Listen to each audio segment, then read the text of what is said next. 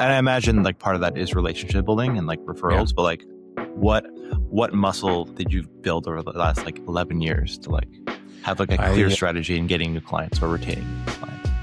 Two things, basically. I really started doing this after 6 years of in-house design work in 4 companies in different cities in the Netherlands. So you're officially live. We are officially live, exactly. I mean, this is just an experiment. So Nick, it is currently 2026. We are both in the design space. How many years have you been in the business thus far? This is my 11th year. I graduated in 2015. And how has the journey been? I think people want to know the journey, how to get into the industry, but I think people are more curious about your journey. I'm curious if you can tell the audience where you are today, and then we'll dive into where the journey started. Yeah, that makes sense. I think that's very useful to discuss all the tips and all the errors also that I made along the way. So today, I'm a full-time freelancing product designer. I've been fully booked with design projects from the start, basically. I'm very lucky that way. I'm not going too much into specifics, but it's a low 6-figure total revenue, basically, mostly working from home. And, that's I'm in the Netherlands, and so that's quite good. It's not a San Francisco, Silicon Valley number, but for the area I'm in, it's quite decent. That's where I am today. Well, I mean, it is impressive. Like I wouldn't undersell that. So I'm curious, this doesn't happen overnight, obviously. You mentioned 11 years. Yeah. How did this whole journey start? Like, how did you get into it? I'm part of a creative family. I think it's the right way to put it. Not only designers, but journalists, artists, people in print media. I had a lot of exposure to design and color and drawing and that kind of stuff. So I, from a young age, I already knew I wanted to do something with design. I just didn't really know yet what the something was. And, in high school and university, I really enjoyed things like psychology and interaction design and, a few subjects along those lines.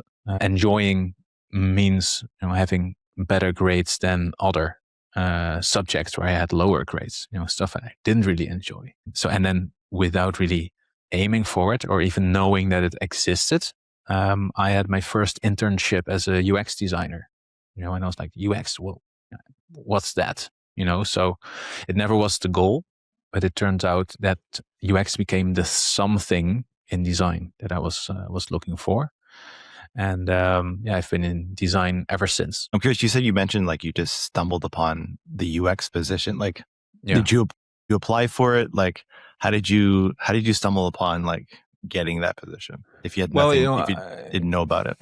Yeah, it's not like I just randomly applied for places, of course. But so I did a 4-year university education, and in the 3rd year it was required to go do an internship, 6-month internship with a company. So all I knew where to look for were agencies.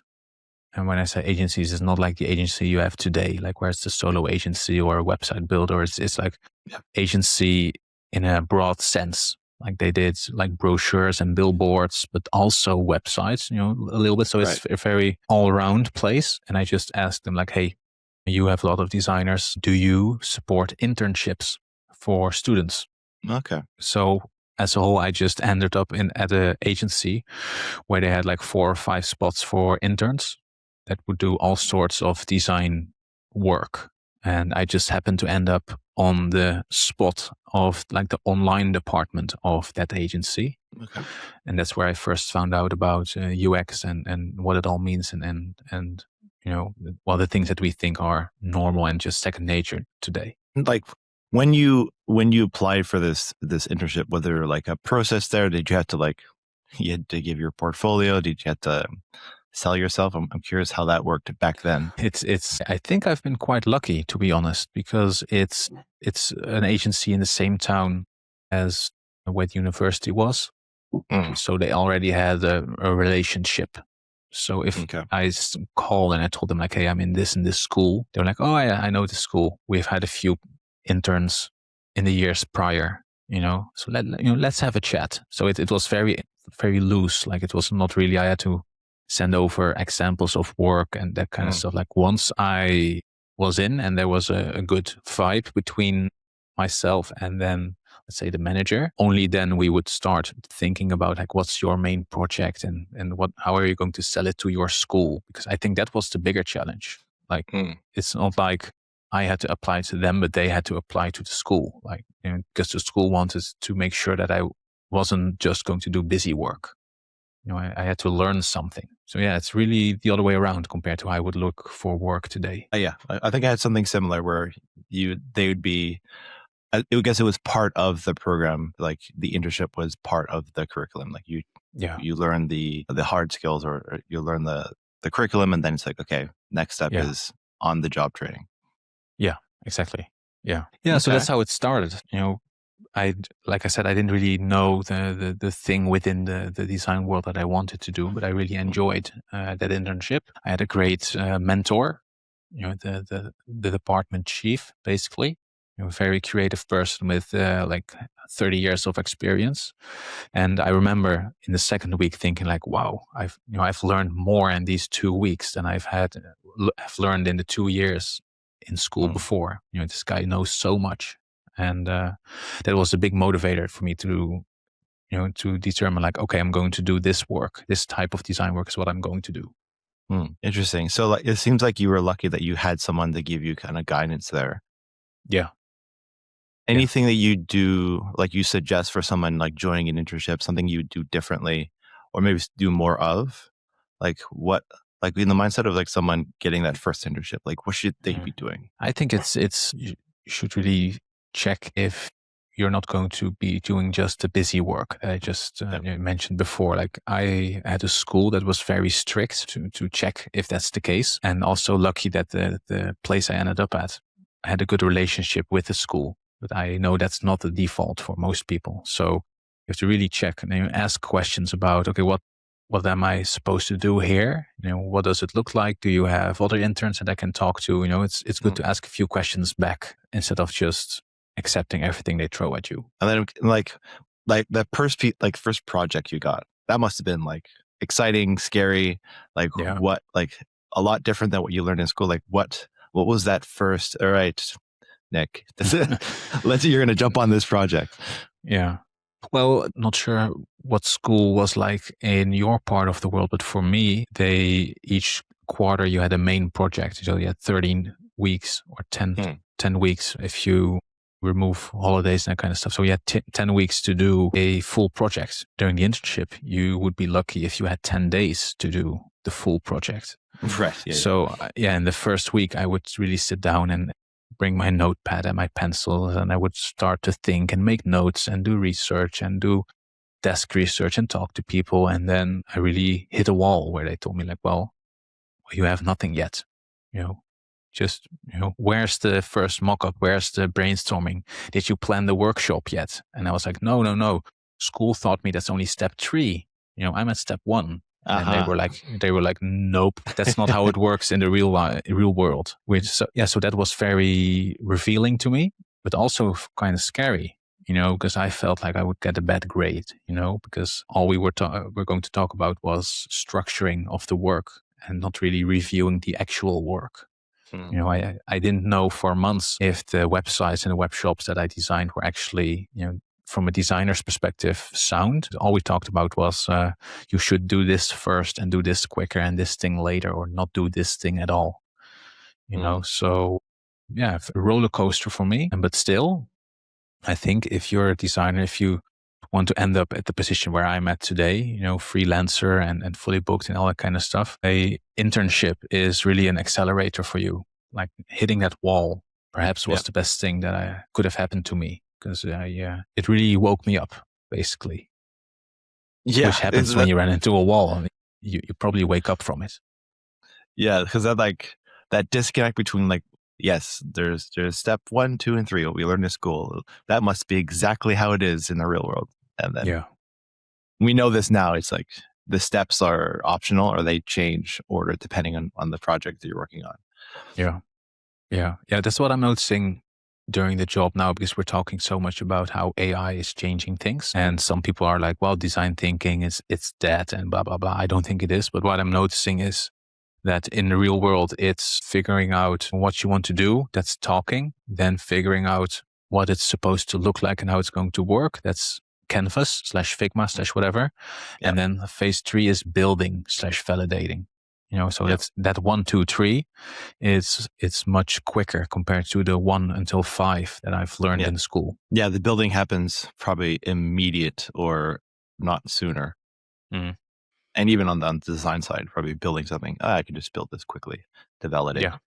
Yeah, exactly. It sounds like, it sounds like you had a great experience. You were lucky in the sense you had a great mentor to kind of guide you through. So tell me, like, that internship ends, what's next? Is like, I'm curious, like, what you were in-house for your internship, and then how did Nick's journey into freelance go? Or actually, just what's the next step after that?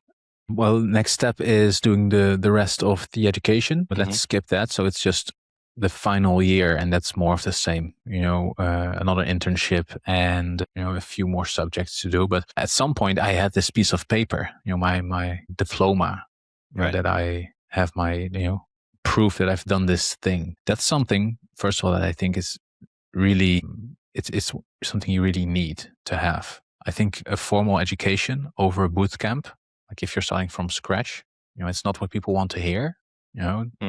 4 years of education, meaning 4 years of not really earning something. It's really something you need. There are only very few people that are good enough right away, that have like unique talent to only need a boot camp and then they're good to go to get hired. I think it's the harsh truth. So I had the diploma, and even then it took me, I think, about 8 months to get my first in-house job, because I started in-house.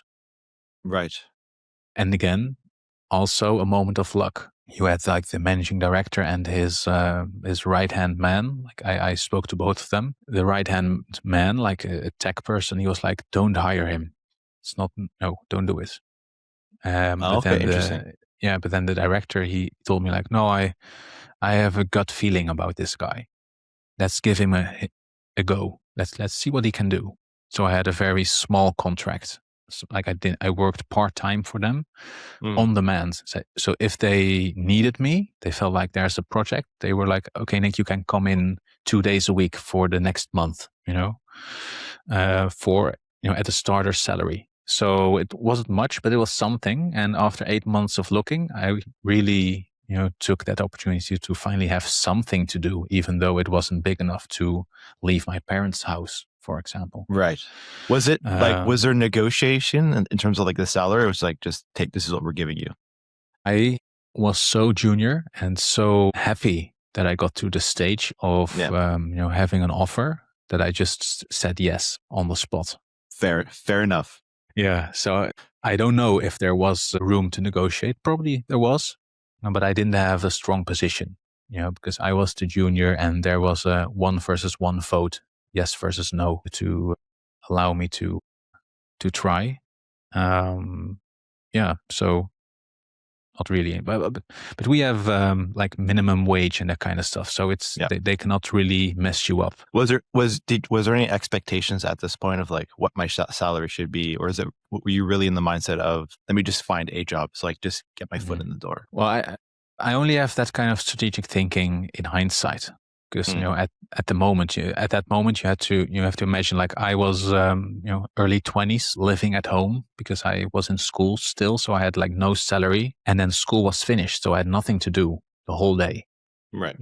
I could do laundry or mow the lawn for my father or whatever, do some household chores, but I had nothing to do except for applying for jobs. So I was very happy to get something. I didn't have any master plan yet about moving out or saving or investing or whatever.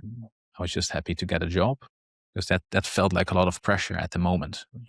I have my diploma, now I have to get a job, because people expect it from me. I then lost that job, by the way, because that company got acquired, and I was in the wrong place at the wrong time. because I was the last person in. Mm. And then about like 2 months before that initial contract would run out, they got acquired. And then they were like, okay, we have now all these designers from 2 companies in one. We need to get rid of a few. And then it was just like, oh, this Nick person, he's very junior. His contract is about to run out, so we don't have to pay him anything. Let's just run out the contract and then not extend it, you know? So that was a trial by fire at my first job, first year of experience right away. And that also was the moment for the first time where I was like, I don't have any control whatsoever. You know, some higher up can just decide, look at a piece of paper and be like, okay, this guy, this contract, this, cost and salary, he's out, So that's where the first itch to freelance started. Tell me. Yeah, that seems like a really good, or like I was so quickly someone can get rid of me. I mean, unfortunate like timing, but like that must have been like, there's probably 2 paths someone could take. Oh, let me just give up and try something else. Or in your case, let me find another way, another path. Yeah. So like that switch, like what's the mindset there? You're like, okay, I get an itch. What's your next move? My next move was, let's not try a software house this time. Let's try a startup. So let's see if this other playground works better for me. Big thing that I want to emphasize here is that at first it took me 8 months to get a lucky shot, but now I had my job offer after 2 months, and then there was a bit of negotiating there. I could get like 100 euros a month more compared to what they offered me at first. And what was that like? Like if you were to zoom in to that conversation, you're like, I guess you're doing the hiring process, whatever that looked like, and then you're like, okay, this is the uncomfortable conversation, but you're fighting for yourself. Yeah. Well, they after at the end of one of the conversations with the place that I would end up working at, in the end, they told me, okay, what are your salary expectations? And I just went a little bit higher than what I had before, and also slightly higher than what I saw in the job opening, But I didn't have the guts to go way over, I mean, 100 euros a month more. Like it's not a lot, because that's before taxes. Like I could only keep like 50 of them, but still it felt good to get a job quickly. This time, both of the people being on board instead of having a discussion about whether or not they should hire me. So I could see like multiple areas, improving, going from red to orange, and, in terms of how much control I had there. So I think that was a big step for me. Okay. So you start like what's different? This is probably like so like you've had a job before. Now you've had like you have a different mindset entering this second job. Yeah, I remember something funny, which is I think you'll appreciate. So a few things changed. I went from part-time and only needed on demand to full-time. I went to a bigger city, so more traveling. I went from an established company to a startup.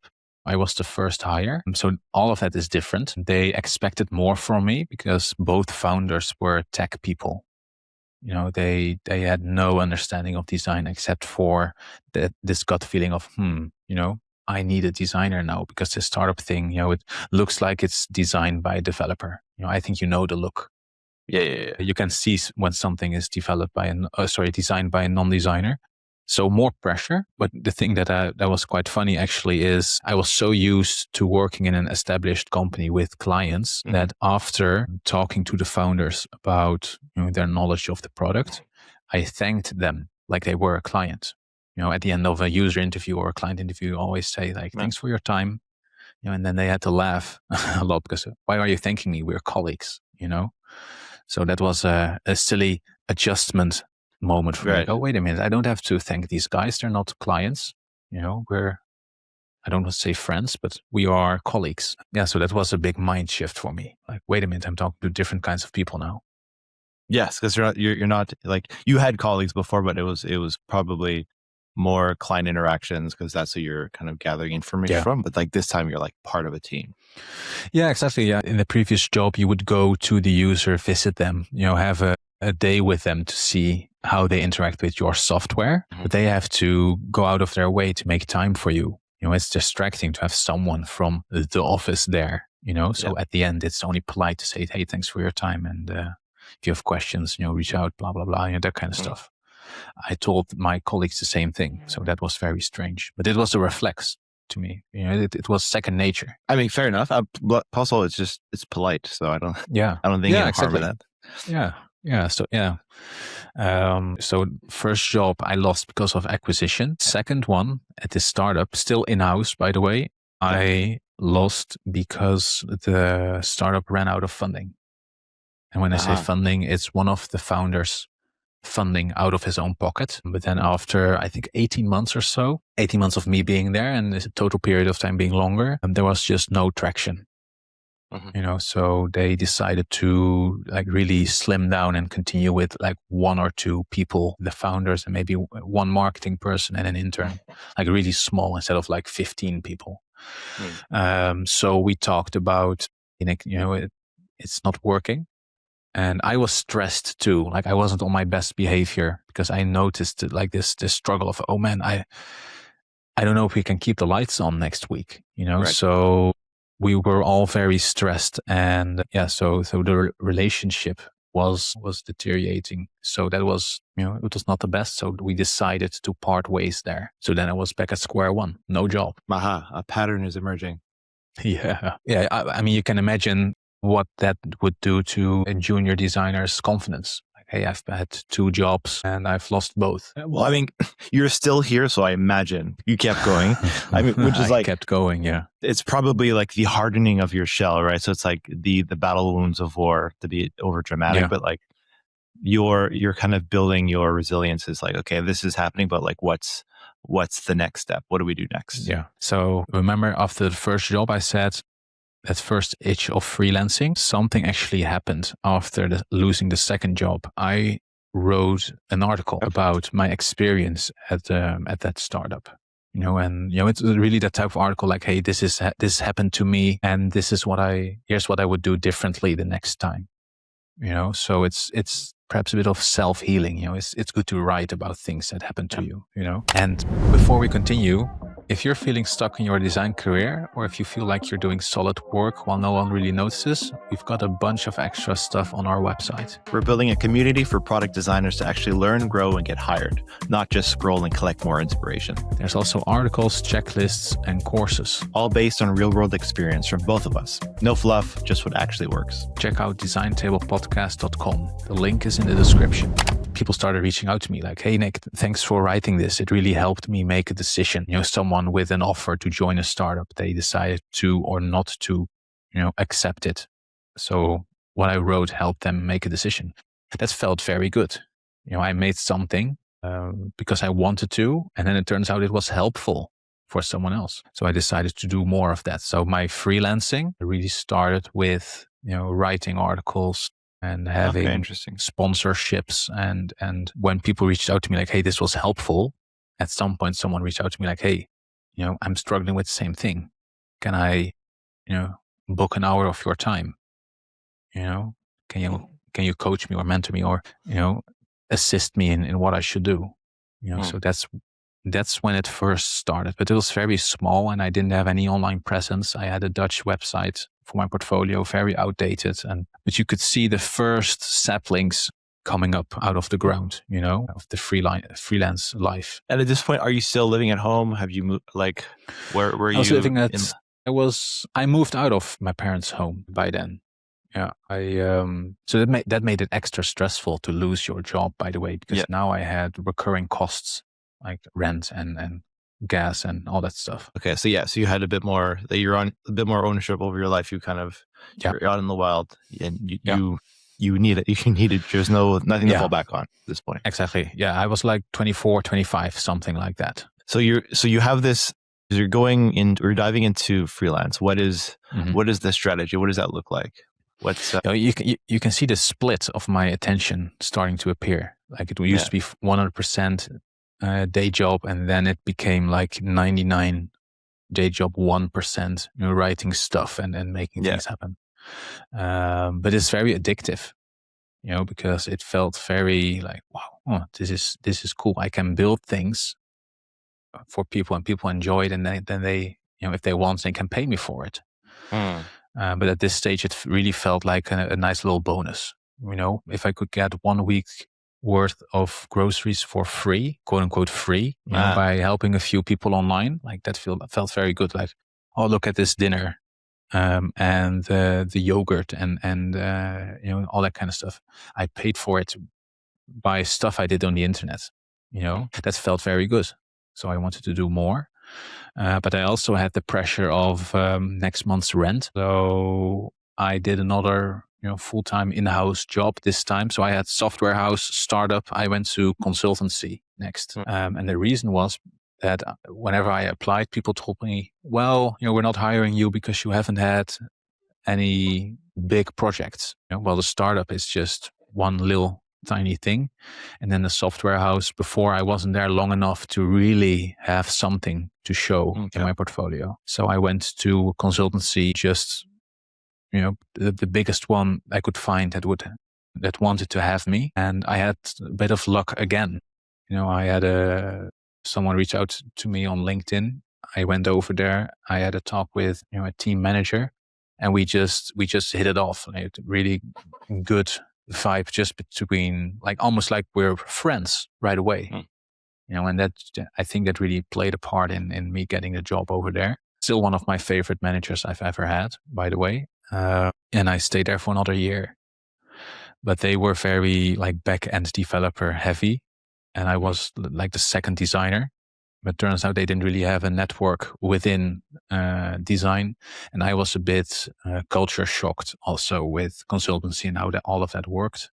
So I left within the year. Okay, wasn't like you weren't feeling like how the way of working? It was different. Yeah. Well, my like in consultancy, it's all about billable hours. It's your like, what's the percentage of your time that you are on the clock? And I had like 6% or something. Right. I had like one project like in a full year, and the rest was just, keeping busy with internal projects. Wow. So it didn't really work. Like I didn't, like they had a project for me. It's like at 2 hours away. And then I told them no, but they expected yes, but I didn't want to travel 4 hours a day. So, it just didn't really click. Makes sense. Yeah, it looked like it did, but then in practice it didn't really. So I had a year's contract, and then like after 7 months, he told me like, Nick, if I don't think we're going to extend, and we're giving you all the time to look for something else. And then if you find something, let's just, rip the contract and, let's nice. just go, So that's beneficial for all of us, because I wasn't happy. It was an opportunity for me to leave early. And for them, it was useful because they didn't have to pay a salary anymore to someone who's just, quite frankly, just costing them money. Yeah. Relatively amicable split there.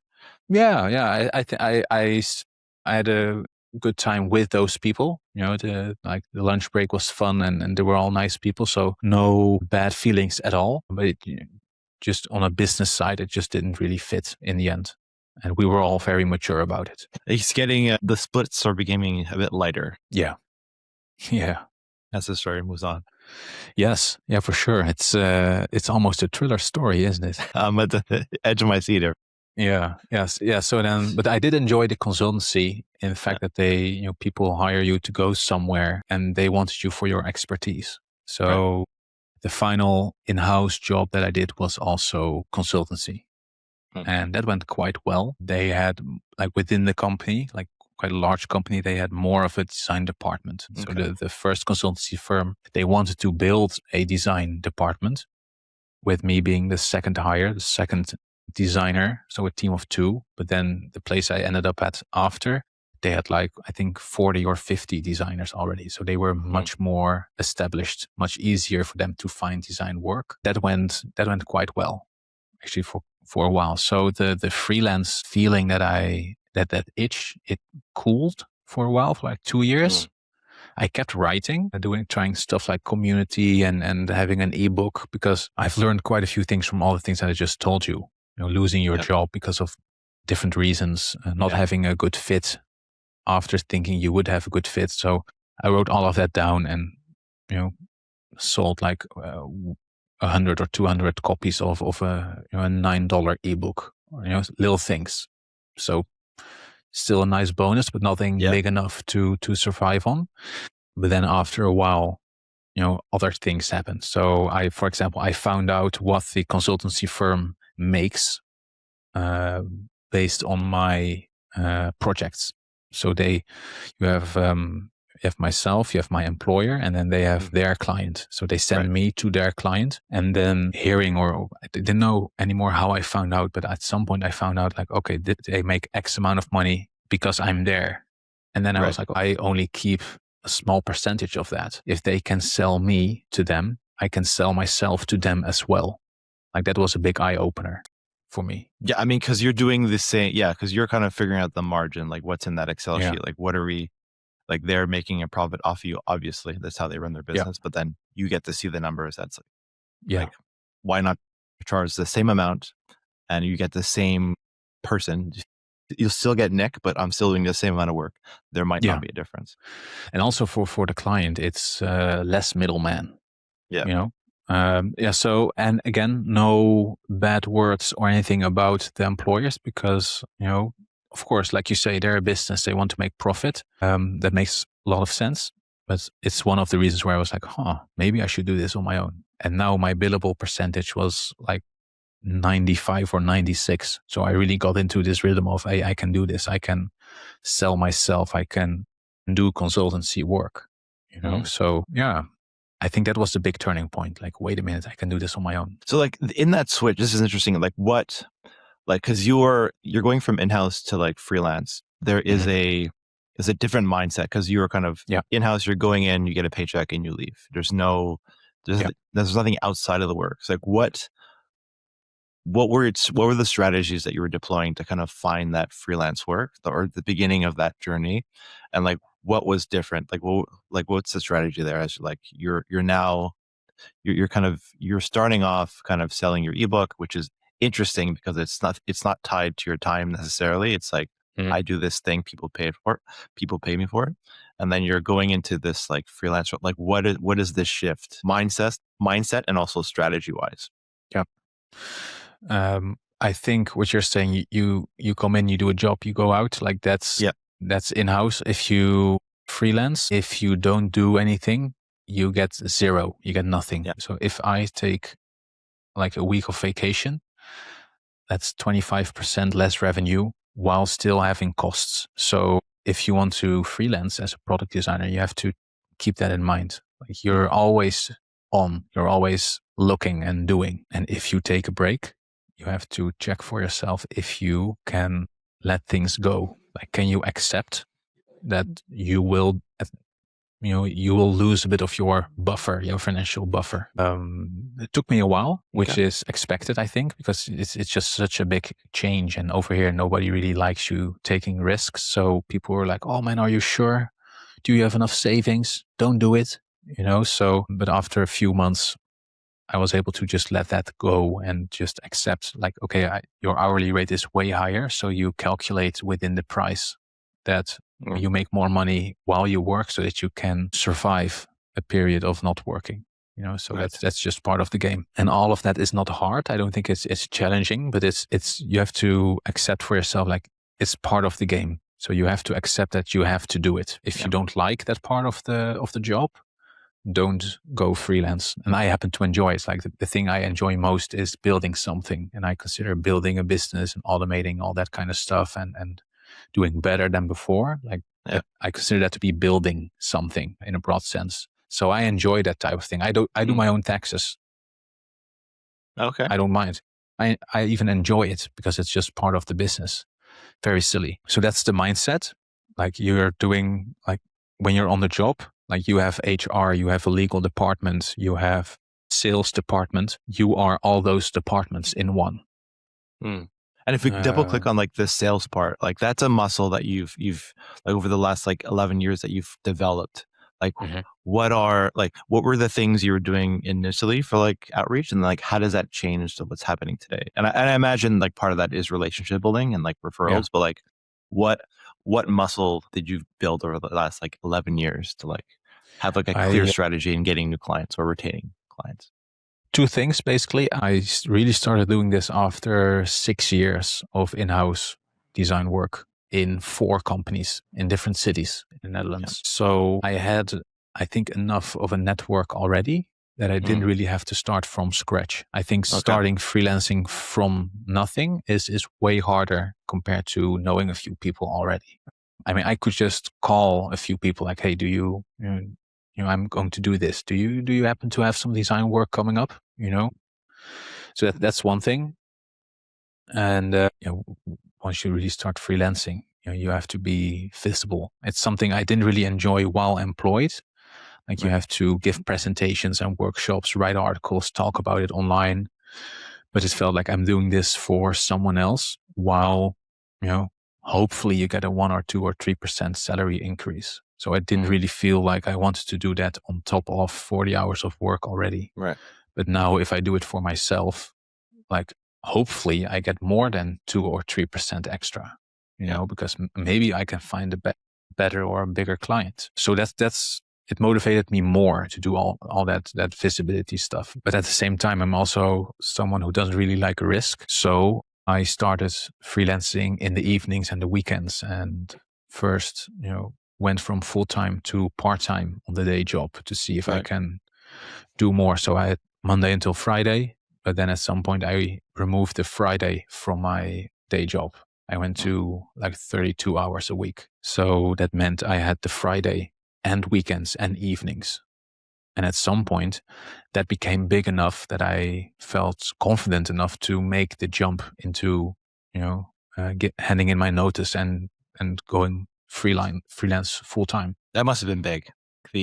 I'm confident enough to make it's a good strategy because you're kind of doing both. It's like building up your network and your client base so that you can do that switch. So that's you didn't just cut the cord and then just jump into the deep end.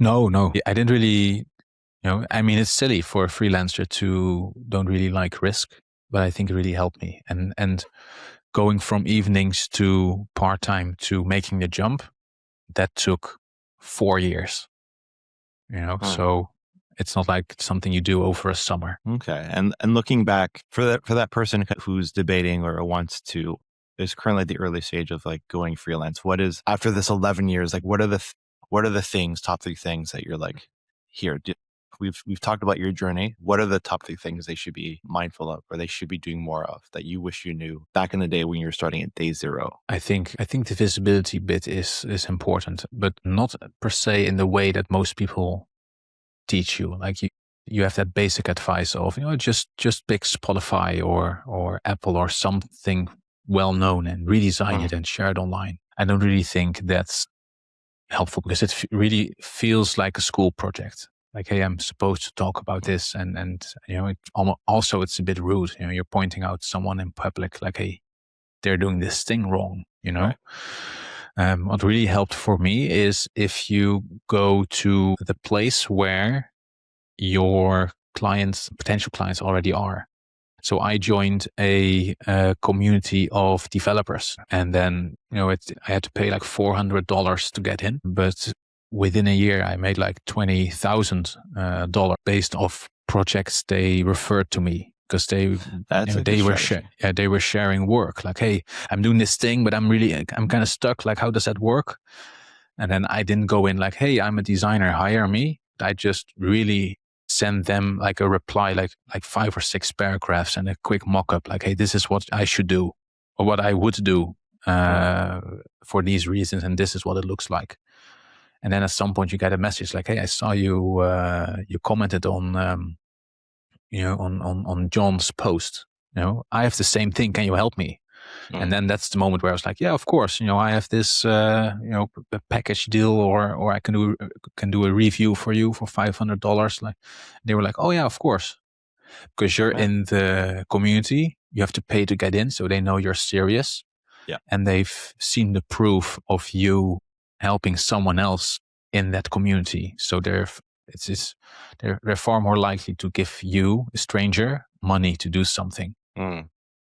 And I was like, wow, I said $500 and they said yes. Can you believe it? I was starstruck and overwhelmed and in panic mode also, because I felt pressure suddenly, like $500. I have to make it happen, so Yeah. that was a very cool moment actually, to experience that, like, oh, this might just work, So so I think that's the biggest one. Go to your target audience. Don't share stuff to impress other designers, because there's always someone with a prettier gradient than you, or a better use of any sort of mock-up or whatever. I think there's that's the something big in one. there. Be the most useful person in the room. Yeah. I think that's a good, especially in the room of developers. Like you'd think joining a group of designers would be the move, but I think that like having a skill that you have but no one else has in the room is a really good strategy. Yeah. I think joining a group of designers makes sense when you're trying to get hired, or when you are just hired and want to do a better job as a designer. Yeah. Because that's something I struggled with at some of the jobs. I mentioned I was the only designer or the second designer. So I would only get reviewed by developers and marketing people, but they have their own lens they're looking through. And that's not a bad lens, but they give me feedback in a way that would help the marketing or the development. But I had no clue if the design itself, color theory, typography, layout, it was all based on instinct. And I think it was good. And for a non-designer, it did look good. So I felt like I didn't learn as fast as I could have learned. So perhaps a bit of coaching, or maybe actually finding a design community next to the developer community just to learn would have helped too. That's just me brainstorming right now on the spot. Fair. Yeah. I think you did the right move. And I can see like the fruits of your labor now. Yeah. I mean, I'm not in that community anymore. They changed a few things so that I didn't really enjoy, but I think luck, accepting that there's luck involved, is perhaps the second most important thing. Like I've mentioned luck like 5 or 6 times. Like I got lucky there. I had just ran into this thing over there. So I think you can, for your mental health, it's very important to just accept that it's not an exact science. Like 100 job applications doesn't guarantee you a job. Maybe it's 10 or 1,000, or you'll never get it. Could also be the case for many factors that we don't have control over. So yeah, the luck bit is annoying, but it's an important realization. I think it is true. Part of it is luck. Like the skill, like the skill and luck combination is like just being in the right place at the right time. That is partly luck. Yeah. I mean, I've also seen happen that someone had a job and they announced to their employer that they were going to leave and start their own thing. And then that manager told them, like, wait a minute, just, give me until the end of the day. And then at the end of the day, they had an envelope. They gave it to the person, and then, just look inside. And they looked inside and they offered him like a big promotion and bigger salary and more responsibility, because they really wanted to keep him. And the person accepted. They were really set on building their own thing, but then because of it, they made like a big switch and then they stayed. That's also luck. They didn't plan on it. Like, it's not like you can teach someone, like, if you do this enough times, you get an envelope with a big salary bump. It just happened. So, luck. What can you do? Yeah. I mean, if you're good enough to show the strategy is like showing your value. You don't have to be like that. In that case, that person was really good. So like, let's not let that person leave. I know they want to do their own thing, but they're so valuable that we need to do something to get them to stay. Exactly. Yeah. I mean, in a big company, it would have taken weeks. You need approval from all sorts of departments before you can make even that offer. So then you're too late. Yeah. So all of that is quite recent. And like I said, today I am more or less always fully booked, like 90 to 100% of my time. And I'm really enjoying all of this stuff. Work-wise, going freelance, for me, it really worked out. Yeah. I mean, I think for the audience, I think I was at the edge of my seat. Like, it's really, really cool that you're able to kind of share your story. Like, it's not easy path, obviously. So I think it's helpful for our audience to kind of see an example or shining example of like what someone's journey might be. And that might be different for everyone else, but like, I think it's a good example of perseverance. That's what I learned today. Well, That's good to hear. Happy to be able to teach you something.